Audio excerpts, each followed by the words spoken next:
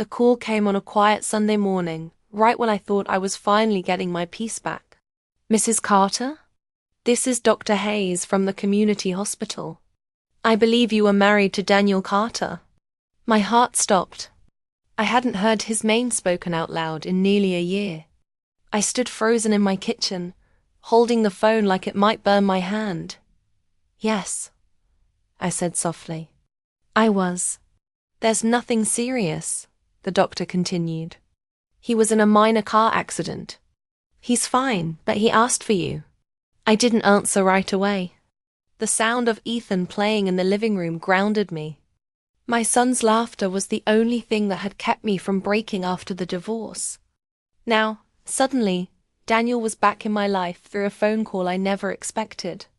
I looked at the clock.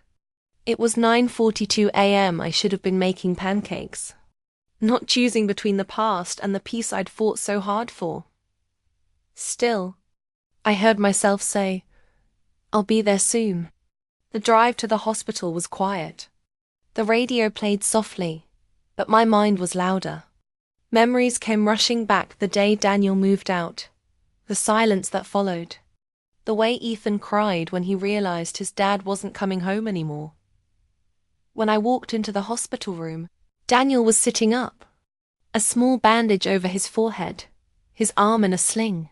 He looked older, tired, but his eyes, those same blue eyes that once made me fall in love, met mine with a kind of guilt I'd never seen before. "You came," he said quietly.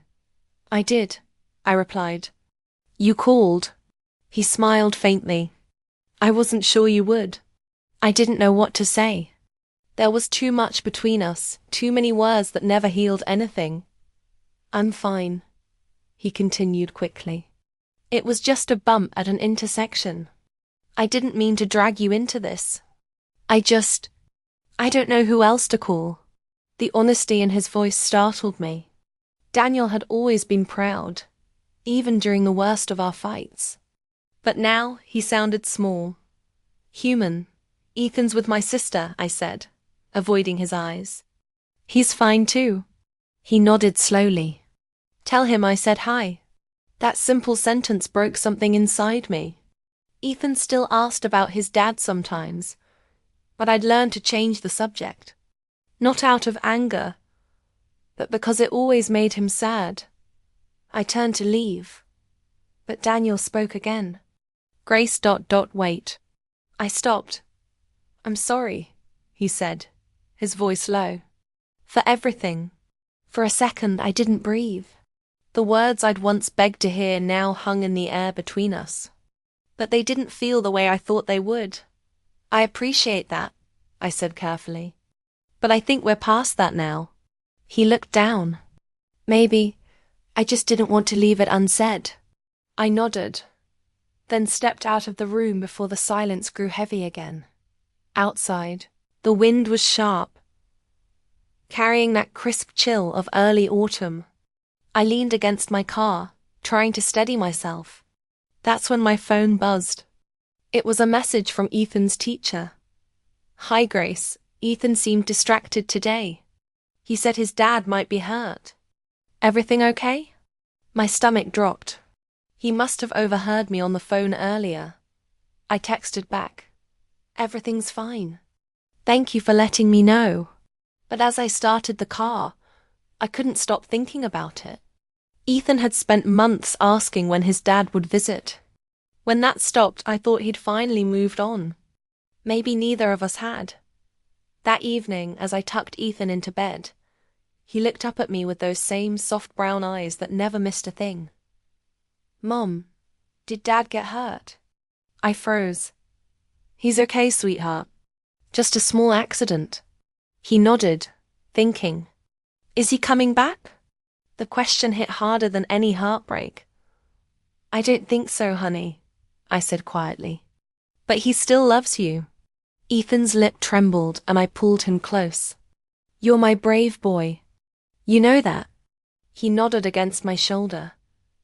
When he fell asleep, I sat at the edge of the bed, staring at the nightlight glowing softly in the corner. The house felt both full and empty at the same time. That's when I noticed the envelope on my nightstand. It was tucked halfway under a book I hadn't opened in months. My name was written in Daniel's handwriting. I picked it up slowly. The postmark was from 3 weeks ago. How had I not seen it? Inside was a short letter. Grace, if you ever read this, I want you to know I never stopped caring. I made mistakes I can't undo. But there's something I need to tell you. Something I should have said before I left. Please call me when you're ready. My hands trembled as I folded the letter. He hadn't mentioned what it was. Not in the hospital. Not in the message. But something about the tone. The urgency in his words. It didn't sound like regret. It sounded like a secret. And as I sat there in the dim light, holding that letter, I realized the past wasn't done with me yet.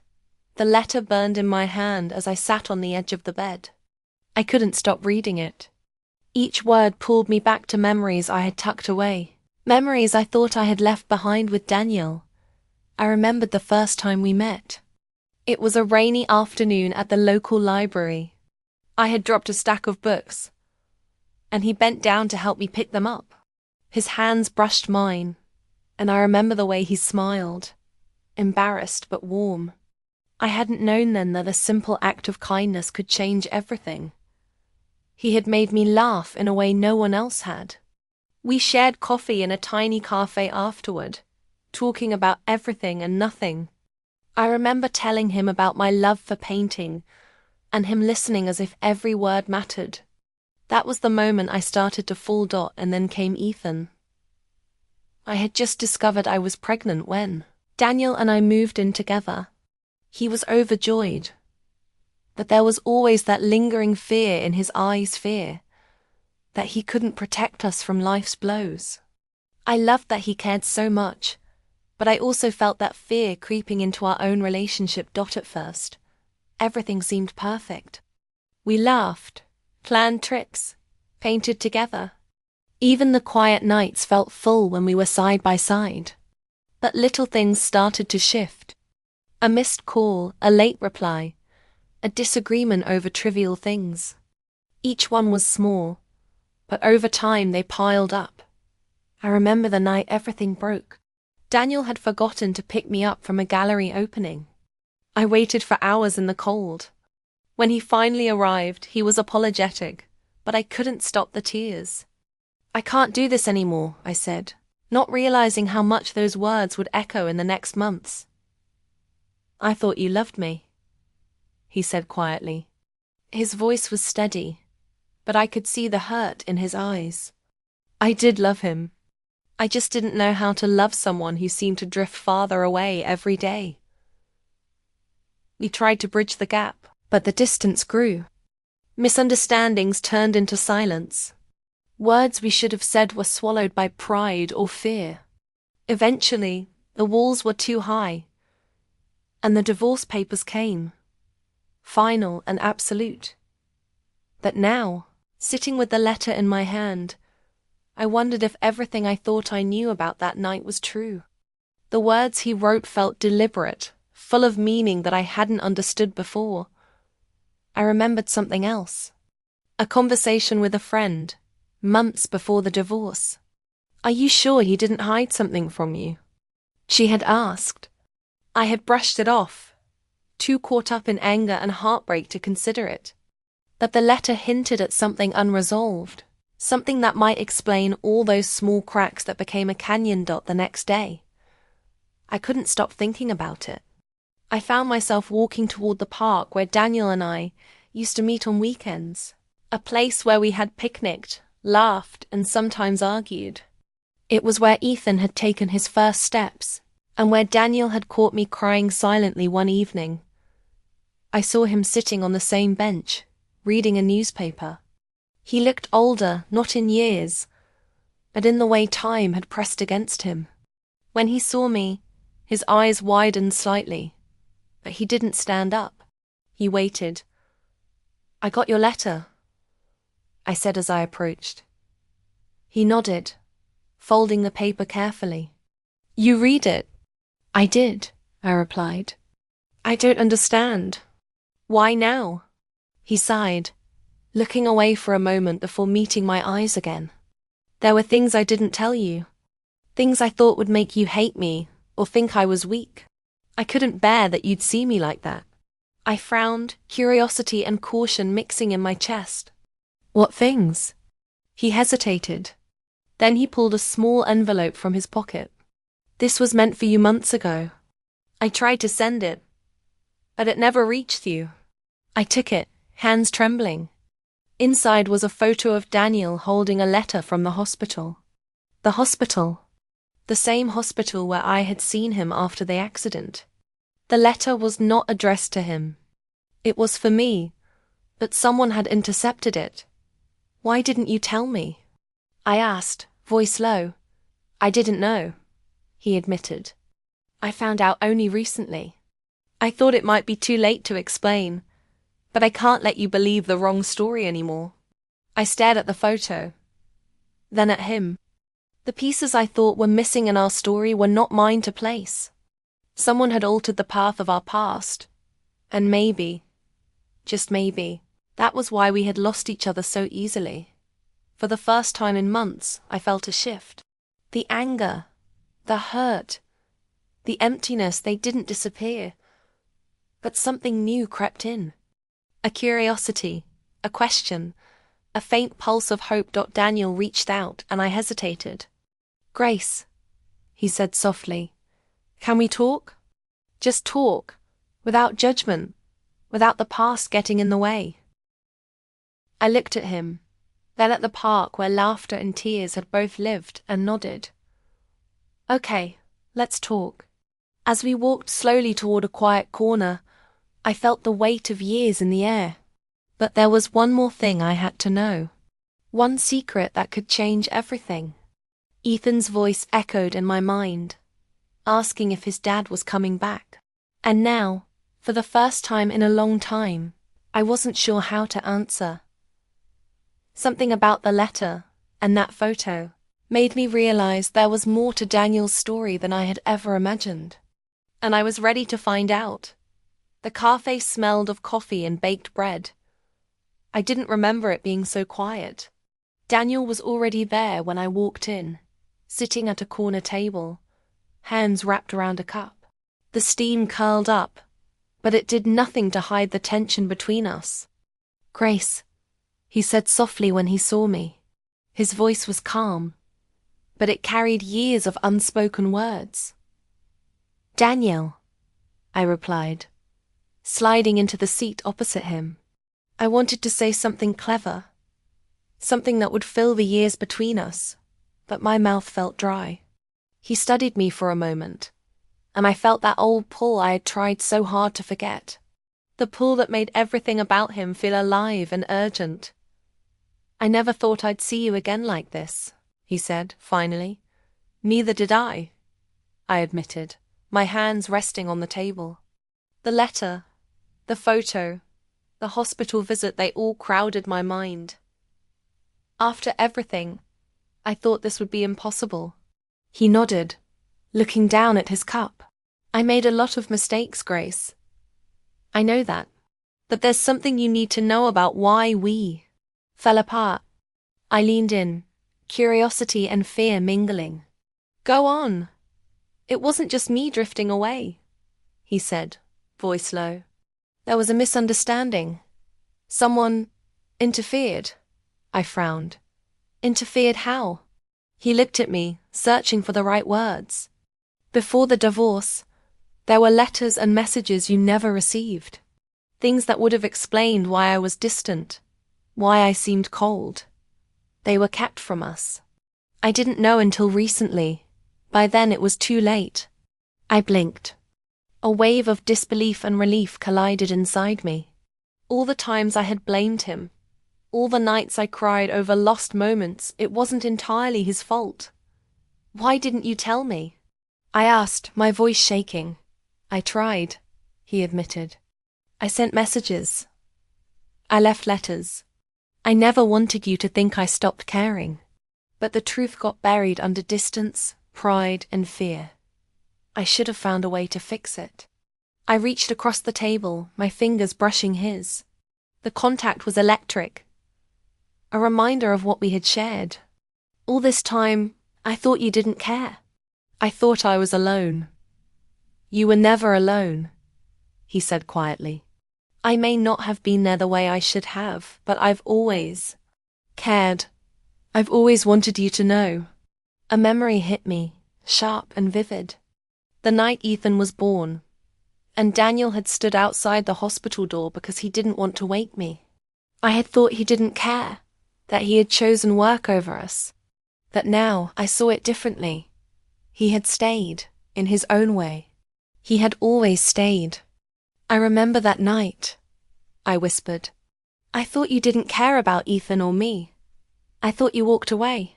He reached for my hand fully this time, holding it gently. I never walked away. I just didn't know how to be there the way I should have. And I hated myself for it. I looked down at our hands, then back at his face. He was older, yes, but the essence of him, the man I fell in love with, was still there. The warmth in his eyes, the careful way he spoke, the way he leaned in when he was nervous. Daniel, I said softly, I've spent months trying to move on, trying to find the courage to be happy for Ethan, for me. And now you're here, and I don't know what I'm supposed to feel. He smiled faintly, a mix of sadness and hope. Then maybe we take it slow, one step at a time. No expectations, just talk. I nodded, and for the first time a long while, the tension didn't feel unbearable. It felt possible. It felt alive. Just then, a thought struck me, sharp as lightning. The letter, the photo, the messages he said never reached me. There was still one question left unanswered. Why had someone interfered? Who had wanted us apart? I tried to meet his eyes, but he looked away for a second, then back, hesitant. Grace, there's something else. Something I didn't include in the letter. It's complicated, and I didn't want to scare you. My heart thudded. What is it? He took a deep breath. It's about Ethan. About the reason I didn't explain everything before. I was protecting him, or at least I thought I was. But now, I think it's time you know the truth. I leaned forward, holding my breath, waiting for the revelation that could change everything. The cafe felt smaller, quieter, as if the world had narrowed down to this moment. His hand still rested over mine. The past, the hurt, the distance, all of it seemed poised on the edge of a single confession. And in that instant, I realized that the story we thought was over might only be beginning. The air between us felt heavy, yet charged. We had moved from the cafe to a quiet park bench, the kind where parents once pushed strollers and children laughed by the swings. Daniel's hand lingered near mine, not touching, but close enough to remind me he was still there. Grace, he said finally, voice low. I need you to hear this. All of it. No excuses, no hiding. I nodded. My heart raced, but I didn't speak. I was ready, in some part of me, to hear whatever he had to say. It started before Ethan was born. He began. There were messages, letters, things I sent to you. I wanted to explain my fears, my doubts, the struggles I was having at work. I wanted to be honest, that someone intercepted them. Someone close to both of us. They thought they were helping, but all it did was push us apart. I frowned, trying to catch each word. Someone intercepted them. Who, Daniel? He shook his head. I don't know who exactly. I only learned recently. By then, the distance between us was too big. You thought I didn't care. I thought you didn't want me. We both filled the silence with assumptions. I closed my eyes, memories flashing. The nights I cried alone. The mornings I wondered if Ethan noticed the absence of his father. The words I never said to him out of pride and fear. I blamed myself too, I admitted. I thought I wasn't enough for you or Ethan. I thought I had failed. Daniel reached for my hand this time, gently, intentionally. You never failed. You raised him, loved him, protected him. All I ever wanted was to be the man I thought I should be for you, but I couldn't find the words. And then, the messages never reached you, and it spiraled out of control.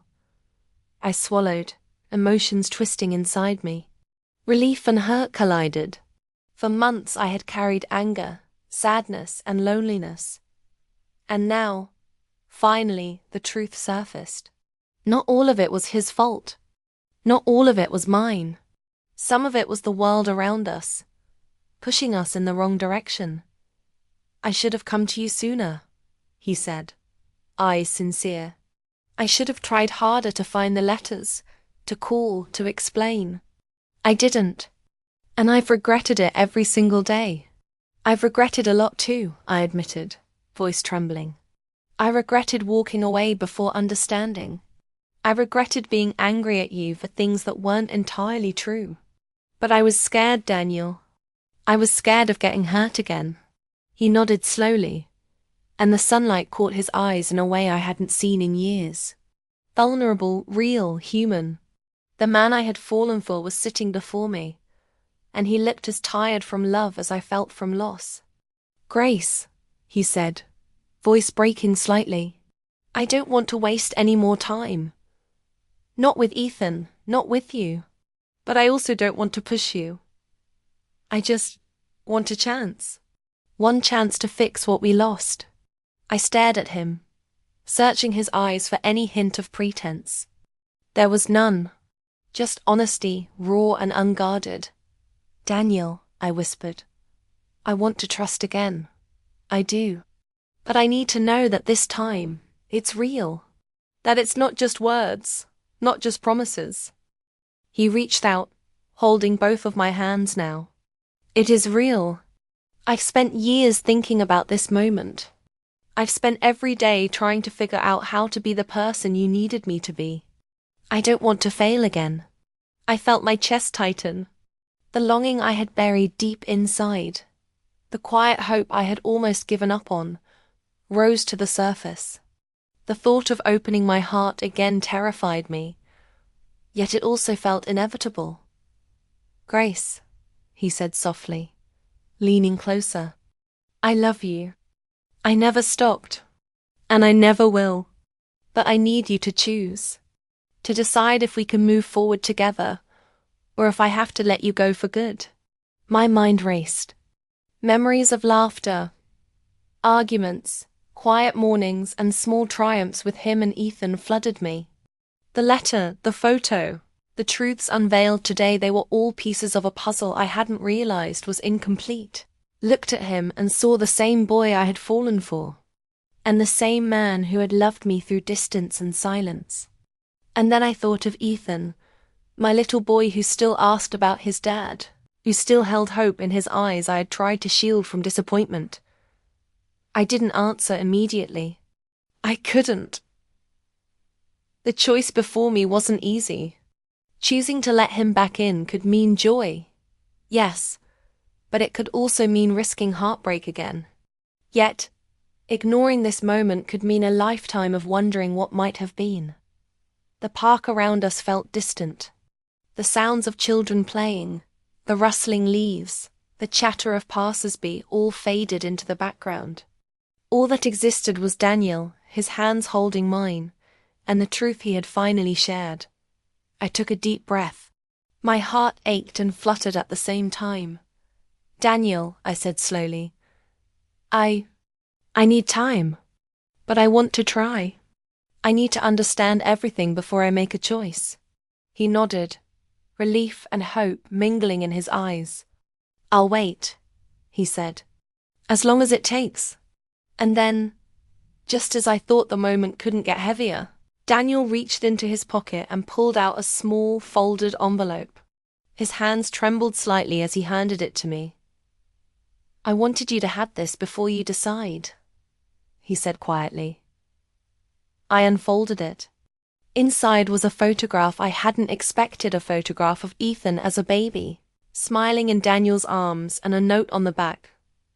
Always watching, always loving, even when apart. My breath caught. I realized then that this choice wasn't just about us anymore. It was about the three of us. And in that instant, I knew the next step I took would change everything. The photograph trembled in my hands. Ethan in Daniel's arms, smiling like the world was perfect. My chest ached, not with pain, but with something heavier: hope, forgiveness, and the quiet realization that the past no longer held power over us. I looked up at Daniel.